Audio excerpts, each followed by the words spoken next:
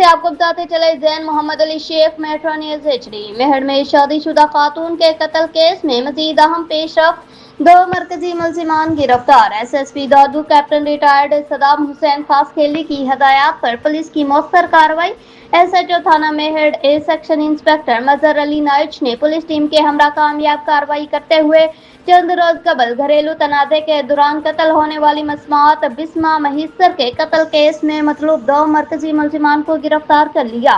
गिरफ्तार मुलजिमान में मकतूला का शौहर शाहजेब महिसर और ससुर खैर मोहम्मद महिसर शामिल हैं, जबकि इस मुकदमे में नामजद एक और मुलजिम जाहिद महिसर भी पहले गिरफ्तार हो चुका है।